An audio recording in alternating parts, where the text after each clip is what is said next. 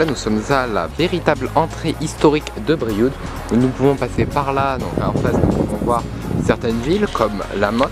En face nous avons La Motte que vous pouvez retrouver dans un prochain épisode qui présentera les alentours de Brioude.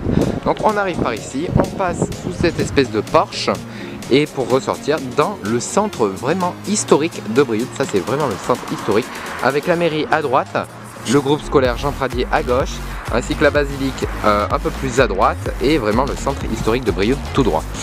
Donc on a vraiment tout autour, donc là-bas c'est un petit parc où il se passe beaucoup de choses des fois, donc on a les brocantes, tout un tas de choses qui se passent devant nous là-bas, ainsi qu'un monument, je me rappelle plus ceux qui commémorent. Et donc ici donc, il y avait sûrement une petite fortification qui permet d'ouvrir et de fermer.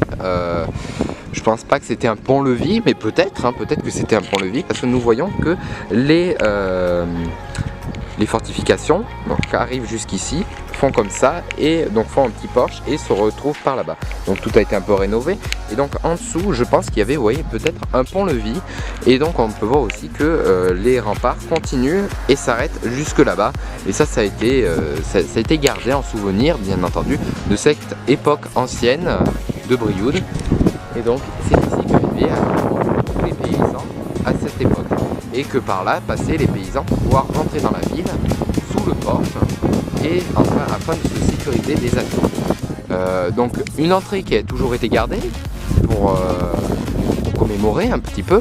Et donc avant ça devait être un chemin d'où passaient les calèches, tout ça, pour pouvoir rentrer, ainsi que les grands monarques, toutes les grandes personnes, notamment les bourgeois. Ils rentraient par ici, une fois qu'ils avaient fait leur petit voyage, ils allaient par exemple à Paris pour voir le roi, ou tout simplement la famille Lafayette qui rentrait aussi par ce porche afin de rejoindre leur hôtel particulier dans le centre-ville de Brioude, que je ne vous ai pas présenté parce que je ne vais pas tout vous présenter. Vous avez qu'à venir visiter Brioude par vous-même, qui est une ville tellement historique que je ne peux pas présenter absolument tout. Donc une route qui a été faite pour rentrer vraiment comme rentrer la famille Lafayette dans Brioude. Voilà. Et devant nous le centre historique. Donc si vous voulez rentrer dans Brioude par une entrée très historique, vous pouvez vraiment passer par là. C'est une entrée très historique. C'est par là-bas au fond on a un rond-point. Le rond-point qui rejoint plein de choses. Nous avons qui rejoint qui rejoint le Puy-en-Velay. C'est vraiment un rond-point très principal qui nous indiquera bien sûr centre-ville. Nous avons là le panneau qui nous indique la 75 et toutes les directions possibles. Donc quoi qu'il en soit, si vous arrivez par Brioude, vous pourrez toujours passer par ce centre-là, par cette route-là, afin de rejoindre vraiment le centre historique et de passer par le même chemin que la famille Lafayette. Et nous voyons ici un peu mieux donc les remparts que vous pouvez admirer ici avec l'entrée qui se situe actuellement ici sur la droite. Vous voyez donc les remparts qui se prolongent jusque tout là-bas et après qui se resserrent. C'était vraiment finalement petit avant Brioude. Enfin petit mais habitant beaucoup de population et beaucoup aussi de paysans, parce qu'on peut retrouver surtout beaucoup de maisons de paysans en dehors et des maisons de non-bourgeois quoi. Pas de très pauvres paysans mais aussi des non-bourgeois. Surtout ça, qui n'avaient pas le moyen de se payer ici dans le centre-ville de Brioude. Brioude était petit parce qu'on peut voir que là-bas ça se resserre aussi, mais déjà d'une c'est inexistant. Les remparts ont été détruits jusqu'au tuyau rouge qu'on ira voir tout à l'heure. Nous irons jusqu'à la limite des remparts, mais par contre là-bas ça a été gardé et on peut voir qu'il se referme juste à gauche. Donc ça se prolongeait peut-être encore un peu plus, mais en tout cas c'était petit et ça protégeait que là. Et les remparts d'en haut n'ont pas été gardés par contre. C'est vraiment ces remparts-là qui ont été gardés. Et puis pour les flemmards, ou les gens qui n'auraient pas envie de monter par l'escalier ou par la petite montée là-bas, vous pouvez tout simplement passer par cet ascenseur qui nous amène en haut des remparts et dans le centre historique. Et donc là on peut voir l'entrée historique de Brioude entre les deux remparts. Et c'est pour ça qu'on appelle les remparts, parce qu'il y en a un à gauche et un à droite. Et donc ici on peut voir quand même que ça a été refait, c'est pas tellement d'origine. Il peut y avoir autre chose en original, mais pour permettre de passer d'un rempart à un autre, ils ont refait surtout ce petit pont et détruit l'autre pour pouvoir que les gens puissent accéder d'un rempart à un autre. Maintenant on va aller voir jusqu'au fond du rempart. Donc ici c'est donc par là que passaient la famille Lafayette, les bourgeois, même le pape, j'allais dire le pape François mais c'est pas ça, le pape Pie XII il me semble que c'était, ainsi que toutes les autres personnes connues, notamment le roi qui est passé par là aussi. Mais il ne me semble pas qu'il y ait quand même les remparts, à l'époque où le roi soit passé. Mais au lieu de dire des bêtises, je préfère rien dire, peut-être que le pape est passé par cette entrée, ainsi que le roi. Et donc, on a la route qui continue jusque là-bas. Voilà l'entrée en face en tout cas. Je vais essayer de me rapprocher un petit peu plus pour vous montrer un peu plus l'intérieur de Brioude de l'entrée. Voilà.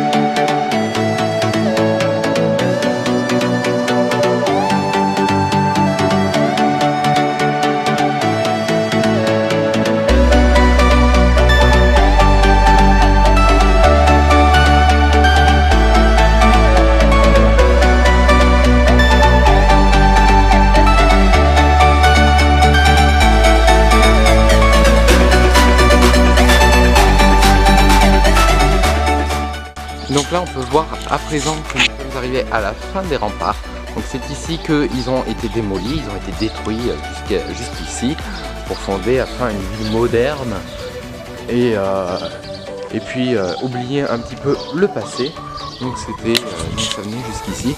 Peut-être même que ça fermait, c'est peut-être ça fermait peut-être parce que je vois que ça continuait sur la gauche et que là il y en a un autre petit rempart derrière que l'on peut voir.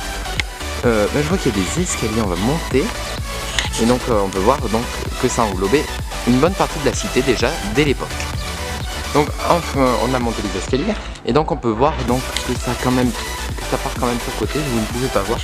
Mais donc ici c'est l'endroit où ça fermait, mais je pense qu'il y a quand même une bonne partie des remparts qui ont été démolis.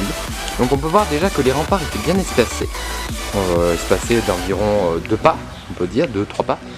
Et donc pour pouvoir bien protéger la cité. Donc c'est pour ça aussi qu'on dit les remparts parce qu'il y en a un à gauche et un à droite afin de fortifier au mieux la cité. Voilà, donc il se refermait ici. Petite cité avant, mais déjà quand même pour dire que c'est une petite ville. Enfin c'est une ville, pas une petite ville, elle est grande quand même maintenant à cette époque. Mais déjà on peut dire qu'à l'époque du Moyen-Âge, on peut dire qu'elle était déjà assez conséquente vu la taille des remparts. Et vu oui, la taille des remparts et ce qu'il englobe surtout. C'est dommage que maintenant on n'a plus les remparts qui referment dès à présent le côté par là-bas de Brioude. Voilà, des très grands remparts en tout cas.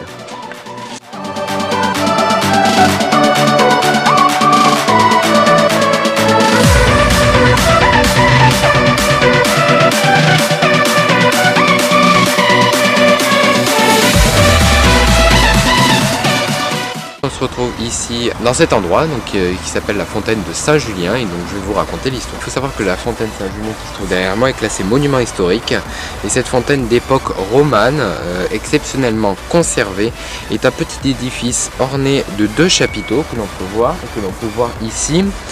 Selon Grégoire de Tours, la tête de Saint-Julien, donc le saint qui a été décapité, il fut trempé après son martyre. Donc après qu'il a été décapité, on aurait trempé la tête au centre de la fontaine, donc ici même. Et à quelques mètres de la fontaine se dresse un bâtiment rénové, c'est l'ancien couvent de Minimes. Oui, de Minimes. Donc l'ancien couvent de Minimes, il est ici, que l'on peut voir. Donc il a été très très bien rénové d'ailleurs, que je vais vous montrer, le couvent des Minimes. Alors on en a vu 3 dans ces épisodes de Vlog Summer des couvents.